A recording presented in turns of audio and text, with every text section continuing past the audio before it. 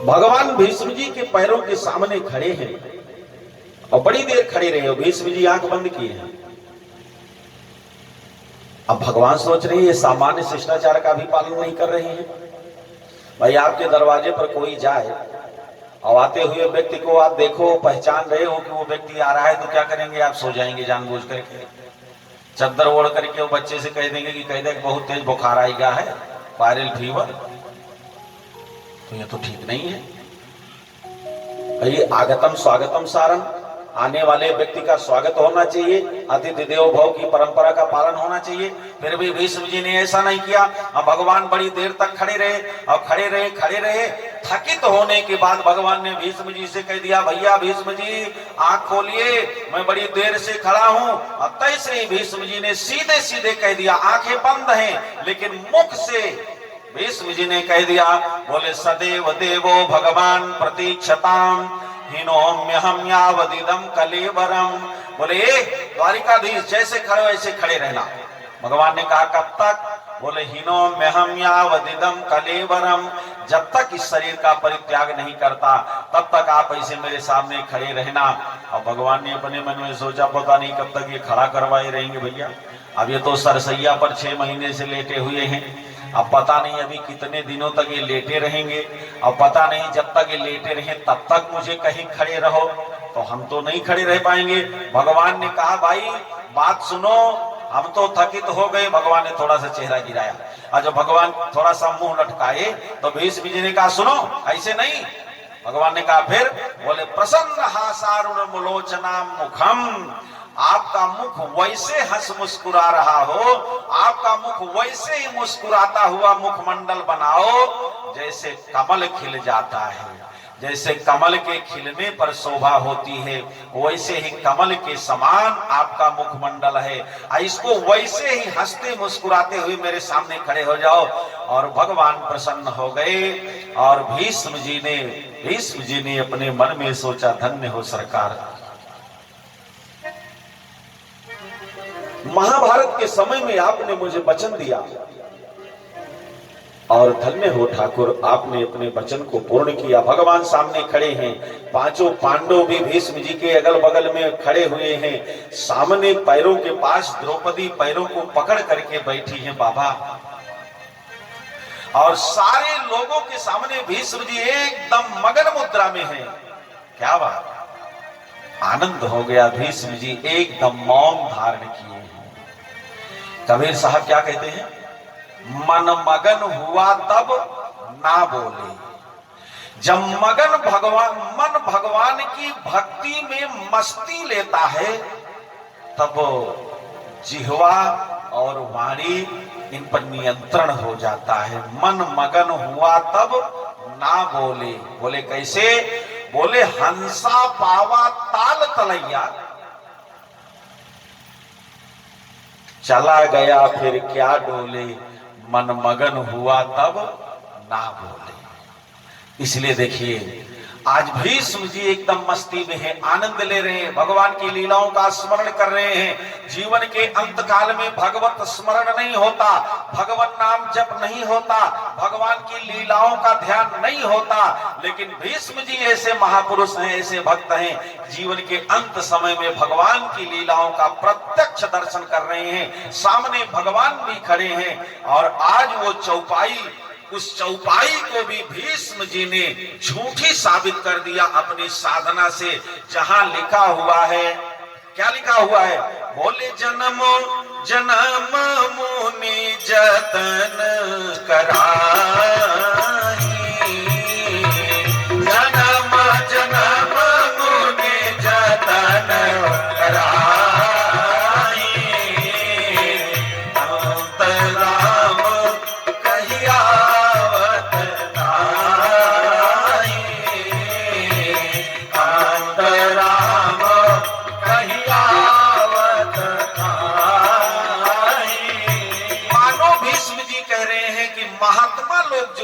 वो जन्म जन्मांतर कल्प कल्पांतर युग युगांतर तक वो तपस्या करते हैं और उनको अंत समय में भगवान का नाम नहीं आता है।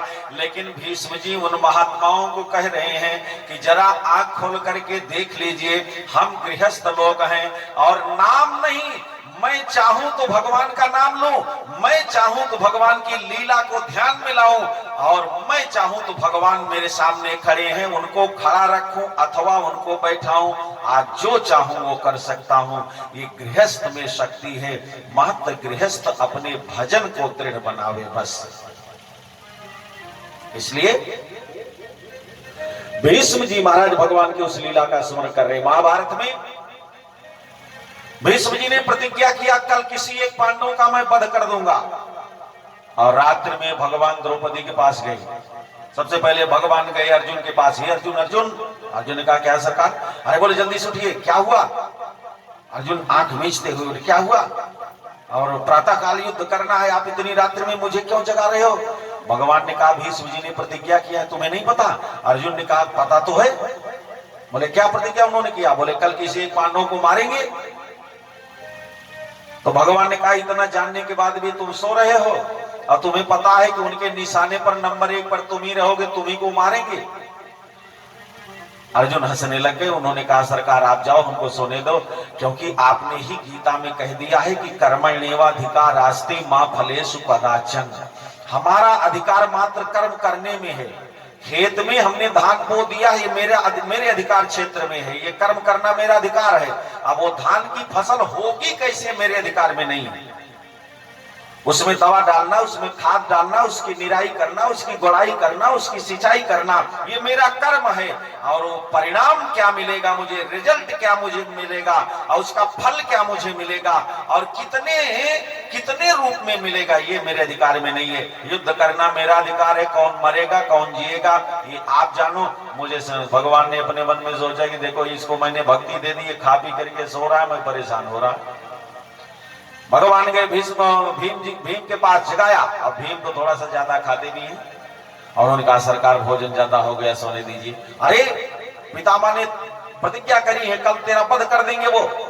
भीम ने कहा, सरकार कोई बात नहीं, अब कौन मरेगा कौन जिएगा इसको आप जानो, बात यह है कि हमारा काम सिर्फ लड़ाई करना है, और जीतेगा कौन हारेगा कौन ये निर्णय आपको करना है। अब हमको मरना होगा तो हम ही मरेंगे क्या, जगने से हम बच जाएंगे क्या?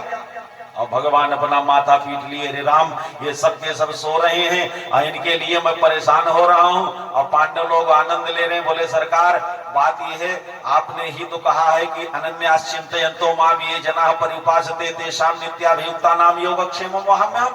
तो हम लोग भजन कर रहे हैं, मेरी सारी व्यवस्था आप संभालो। सारे पांडव सो रहे और भगवान द्रौपदी के पास गए। देखो भीष्म जी इसको सोच रहे हैं। भगवान द्रौपदी से कही, जल्दी से तैयार हो जाओ स्नान करके। द्रौपदी स्नान करके ब्रह्म मुहूर्त में स्नान करके तैयार हो गई और भीष्म जी के पास भगवान लेकर के गए और भीष्म जी के शिविर के पास पहुंचे। द्रौपदी ने कहा, यहाँ क्यों लाए हो? भगवान ने कहा, अंदर में जाओ। बाबा ध्यानावस्थित तद्गतेन मनसा पश्यन्ति यम योगिनो। बाबा भीष्म जी ध्यानावस्थित होंगे। द्रौपदी ने कहा, फिर क्या करना है? बोले, उनके चरणों में मस्तक रख देना है, और जब वो अखंड सौभाग्यवती हों कहेंगे तभी तुम्हें वापस आना है। द्रौपदी गई, वैसा ही उन्होंने किया। जैसे ही उन्होंने किया, अब तैसे ही महाराज भीष्म जी की आंख खुल गई और उन्होंने कहा, अखंड सौभाग्यवती भव। और जैसे उन्होंने वरदान दिया, आशीर्वाद दिया, और तैसे ही द्रौपदी ने घूंघट को उठाया और उन्होंने पूछ दिया, बोले, बाबा आशीर्वाद आपका सही है कि झूठा? बोले, क्यों, तुम कौन? और जैसे ही चेहरे को देखा, तैसे ही भीष्म जी ने अपने मन में सोचा, तो गड़बड़ हो गया। आशीर्वाद मुझे देना था भानुमति को, दुर्योधन की पत्नी को, तो मैंने दे दिया पांचाली या किसैनी द्रौपदी को। खैर अच्छा ही हुआ, मेरा आशीर्वाद गलत जगह नहीं गया। कैसे आई हो? अरे बोले, बाबा कुल वृद्धा पितामह, आप मेरे कुल खानदान में श्रेष्ठ हो, वृद्ध हो, आपका दर्शन करने के लिए, आशीर्वाद लेने के लिए चलिए। द्रौपदी ने कहा, भीष्म जी अपने मन में समझ गए कि ये सारा खेल कन्हैया का ही है। बोले, अच्छा कोई बात नहीं। द्रौपदी ने कहा, बाबा सही बताओ, जो आपने आशीर्वाद दिया वो सही? बोले, हाँ वो सही है। बोले, फिर आपने जो कल प्रतिज्ञा किया वो प्रतिज्ञा झूठी है? बोले, हाँ झूठी है। बोले कैसे? आपने जो प्रतिज्ञा आज तक किया वो कभी झूठी नहीं हुई। और तैसे ही भीष्म जी ने कहा, पितामह जी ने कहा, द्रौपदी अगर मेरे लिए मेरे भगवान अपनी प्रतिज्ञा झूठी कर सकते हैं तो मैं भी तेरे लिए अपनी प्रतिज्ञा झूठी कर दूंगा, लेकिन एक बात सही सही बताना। द्रौपदी ने कहा क्या? बोले तू अकेली आई है कि और कोई साथ में? अब वो तो समझ रहे हैं कि नटवर नागर नंदा है, वो यहीं पर वो छलिया कहीं पर आया हुआ होगा, ये सारा खेल उसी का किया धरा है। द्रौपदी ने कहा नहीं नहीं बाबा मैं अकेली आई हूं।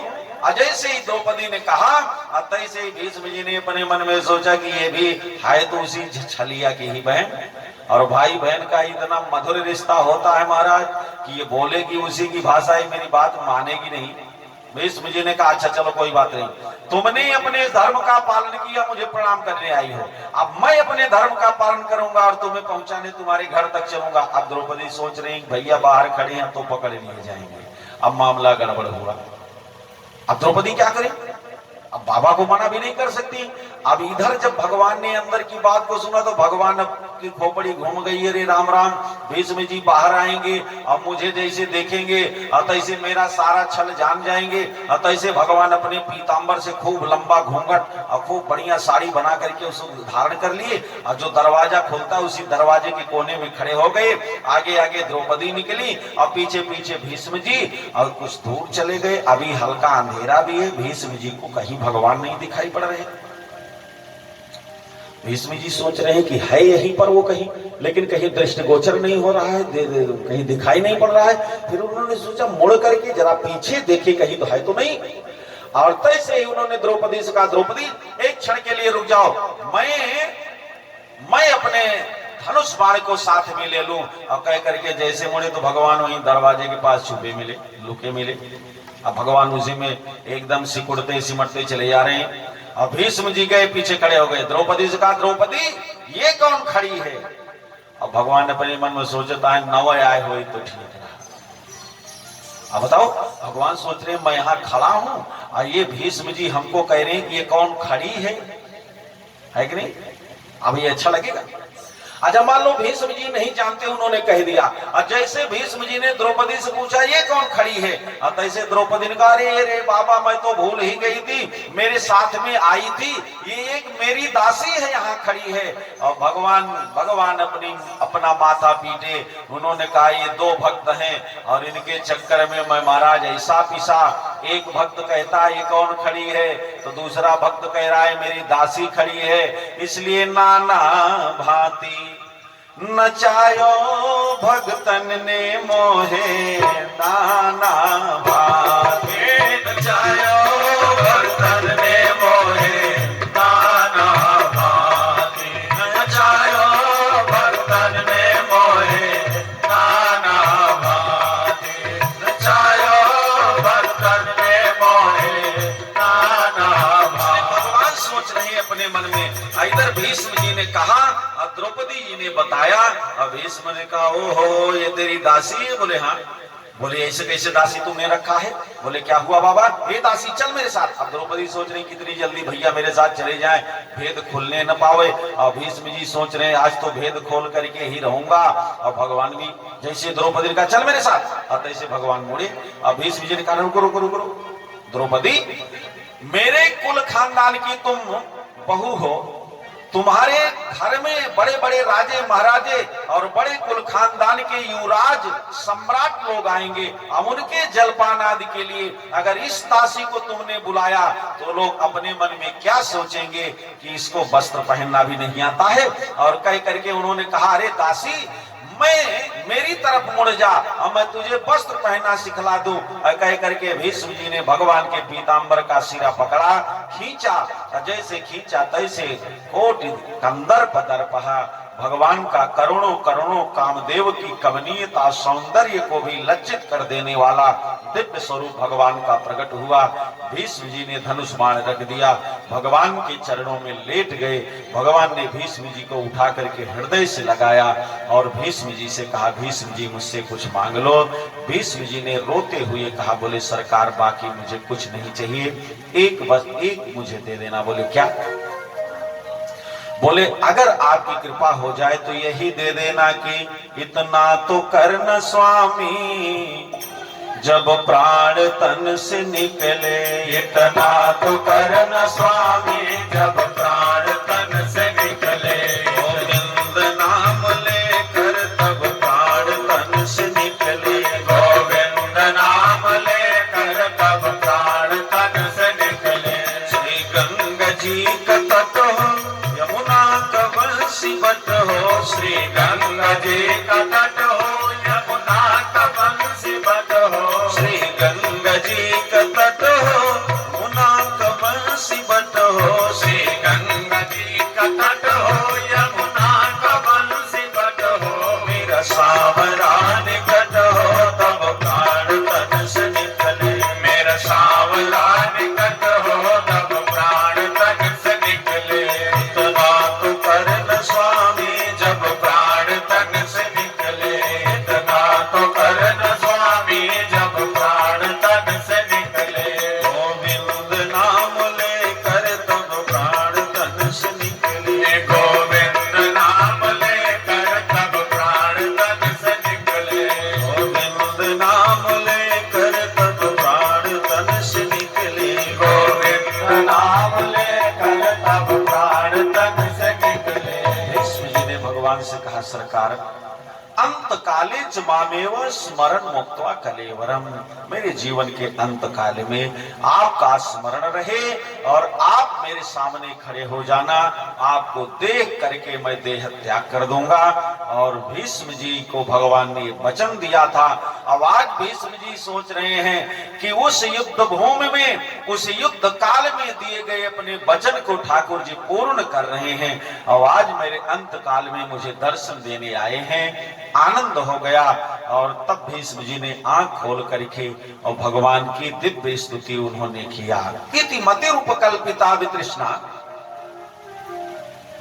भीष्म जी ने कहा, सरकार मेरे जीवन का अंतिम हो गया, मुझसे आपका क्या आदेश है। धर्मराज युधिष्ठिर ने भीष्म जी से कहा, मुझे राज्य का मोह समाप्त हो गया, मैं राज्य करना नहीं चाहता। तैसे ही भीष्म जी ने उन्हें राजधर्म का उपदेश किया। परिवार में हमको आपको राजधर्म का जो पालन है वो कैसे करना चाहिए। द्रौपदी को रोता हुआ देख करके भीष्म जी ने द्रौपदी को स्त्री धर्म का उपदेश किया। स्त्रियों को अपने परिवार में कैसे तालमेल सामंजस्य रखना चाहिए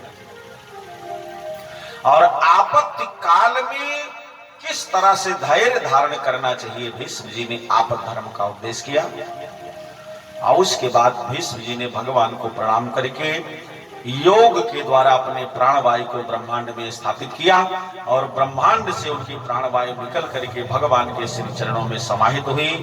पारिजात पुष्पों की वर्षा देवताओं ने गगनांचल से किया।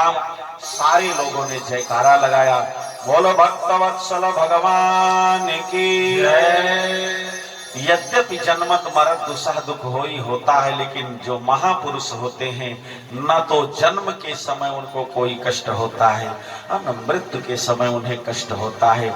इसीलिए देखो, जो महापुरुष होते हैं उनका जन्मदिन नहीं मनाया जाता। जन्मदिन तो हमारे आपके यहाँ या हमारा आपका मनाया जाता है। जो महापुरुष होते उनकी पुण्यतिथि मनाई जाती, क्योंकि उनकी जो मृत्यु होती वो मंगलमय होती है। महापुरुषों की मृत्यु मंगलमय हो जाती है, जैसे भीष्म जी की हुई है। जैसे ध्रुव जी महाराज के सामने काल खड़ा हो गया और मृत्यो मूर्धनि पदम दत्वा आरुरोह गृहाद्भुतम, मृत्यु के सर पर पांव रख करके ध्रुव जी परम धाम को चले गए। इसलिए जो महापुरुष होते हैं उनकी मृत्यु मंगलमय होती है, इसीलिए उनकी पुण्यतिथि मनाई जाती है और वहां पर दानादि लोग करते हैं, दान करते हैं, धर्म करते हैं, ब्राह्मण भोज करते हैं, ये सब होता है। इसलिए आज भीष्म जी की मृत्यु मंगलमय हुई, भगवान की कृपा उन्हें मिली, भीष्म जी का महाप्रयाण हुआ। अगली चर्चा हम लोग रात्रि में करेंगे 7:30 बजे। आइए 2 बार भगवान का नाम, पश्चात आरती। ओम प्रसाद। बोलिए राधा कृष्ण भगवान की। हरे राम राम राम हरे हरे, हरे राम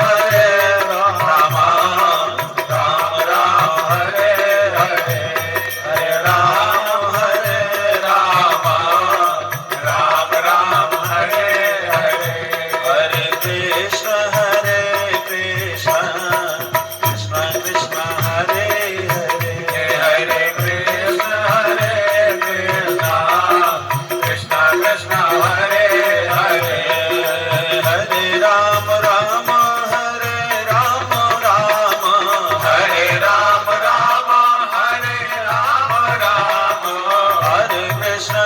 कृष्ण कृष्ण हरे कृष्ण कृष्ण हरे कृष्ण कृष्ण राम राम राम राम हरे हरे राम हरे राम राम राम हरे हरे हरे कृष्ण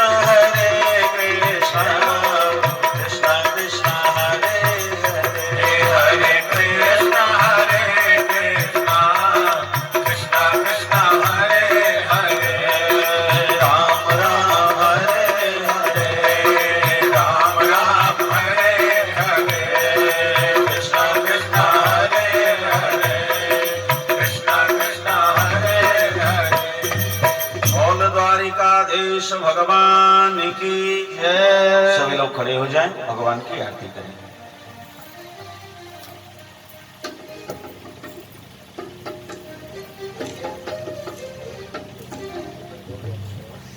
हरि ओम चंद्रमा मनसो जातचक्षुः सोऽर्जो अजायत श्रोत्राद्वायुष्य प्राणस्य मुखादग्निरजायत ईदग्गुं हविः प्रजननं मे अस्तु दशवेरग्गो सर्पगणग्गो सस्ताये आत्मसनि प्रजा सनि पशु सनि लोक सन्य भय सनि अग्निः प्रजा बहुलां मे करोद्वन्नं पयोरेतु तस्मादो दत्त आज्यञ्च वरद संयुक्तं महनिनां योजितं मया देवं गृहाण देवे स त्रैलोक्यदिविलापः भक्त्या देवं प्रयच्छामि देवाय परमात्मने त्राहि मां निलयात् घोराधिपत्योतिर्नमोऽस्तु ते श्री भागवत भगवान की है आरती पापियों को पाप से है तारती। श्री भागवत भगवान की है आरती पापियों को पाप से है तारती। श्री भागवत भगवान की है आरती पापियों को पाप से है अमर ग्रंथ ये मुक्ति पंथ पंचम वेद निराला नव ज्योति जगाने वाला। ये अमर ग्रंथ ये मुक्ति पंथ ये पंचम वेद निराला नव ज्योति जगाने वाला। नव ज्योति जगाने वाला नव ज्योति जगाने वाला।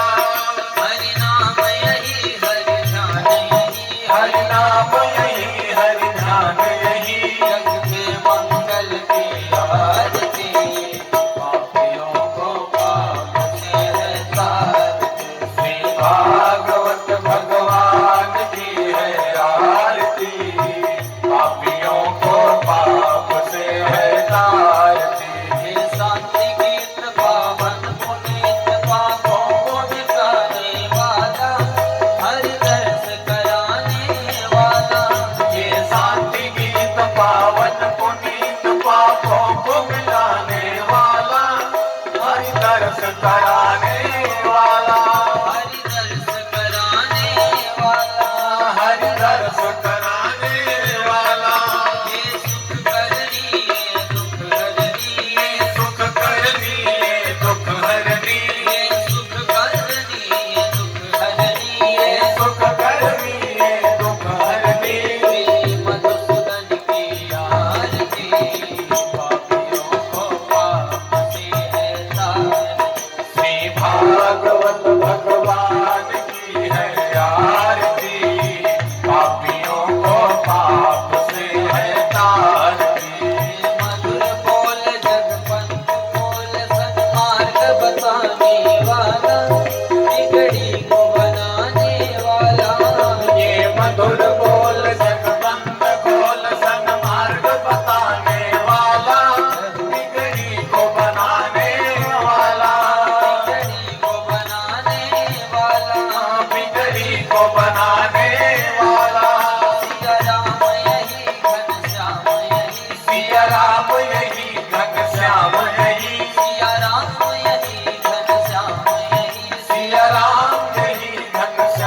यही प्रभु के महिमा की आरती पापियों को पाप से है तारती श्री भागवत भगवान की है आरती पापियों को पाप से है तारती श्री भागवत भगवान की है आरती पापियों को पाप से है तारती श्री भागवत भगवान की है आरती पापियों को पाप से है तारती करुणावतारम संसार सारम भजमित्रालम सदा वसंतम हृदयारविंदे भवानी सहितं नमामि त्वमेव माता च पिता त्वमेव बन्धो च सखा त्वमेव विद्या द्रविणं त्वमेव सर्वं मम देव त्वमेव सर्वं मम देव बोलिए भक्तवत्सल भगवान की श्री राधा कृष्ण भगवान की श्री भागवत भगवान की श्री व्यास भगवान की श्री सुखदेव भगवान की श्री हनुमंत लाल की चारों धाम की जय जय श्री राधे श्याम। सभी भक्त यथास्थान विराज जाएं। आप सभी के पास तक आरती और प्रसाद पहुंच रहा है। आरती प्रसाद ग्रहण करके ही आप अपने घर के लिए प्रस्थान करेंगे। सायंकाल ठीक समय से पधारने की कृपा करेंगे। धन्यवाद, साधुवाद। और साथ में तिवारी जी की परिवार की तरफ उष्णोदक यानी चाय की व्यवस्था है, उसका भी आप पान करके तब आप अपने घर के लिए प्रस्थान करेंगे। धन्यवाद।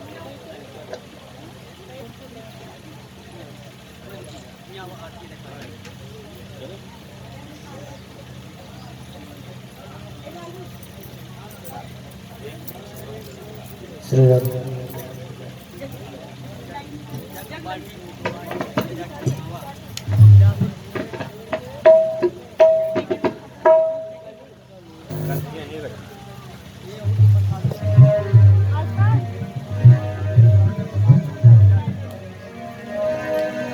जय श्री राम। सभी भक्तगण आरती का दर्शन करते हुए चलेंगे।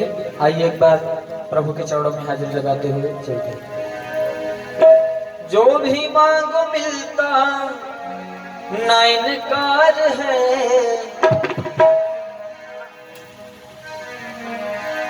जो भी मांगो मिलता ना इनकार है। ये मेरे नंद लाला का दरबार है, ये मेरे नंद लाला का दरबार है। जो भी मांगो मिलता ना इनकार है, जो भी मांगो मिलता ना इनकार है। ये मेरे नंद लाला का दरबार है, ये मेरे नंद लाला का दरबार है, ये मेरे नंद लाला का दरबार है।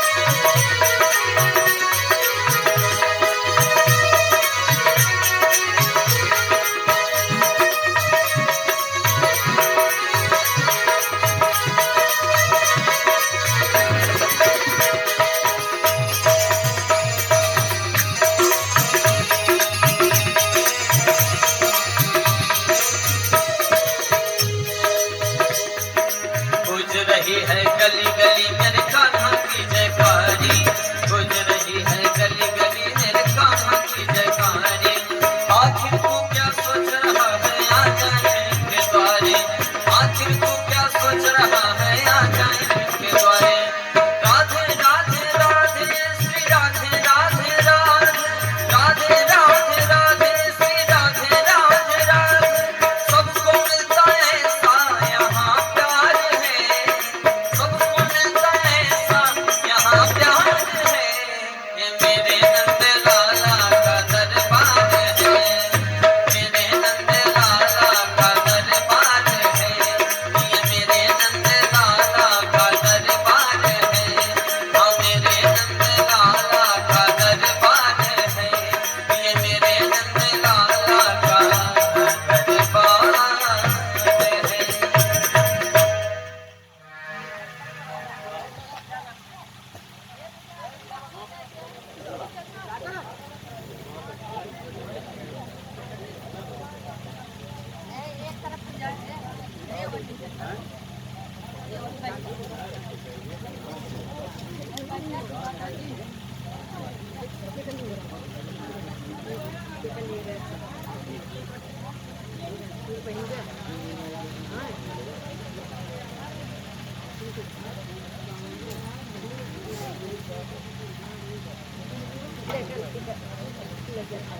Gracias.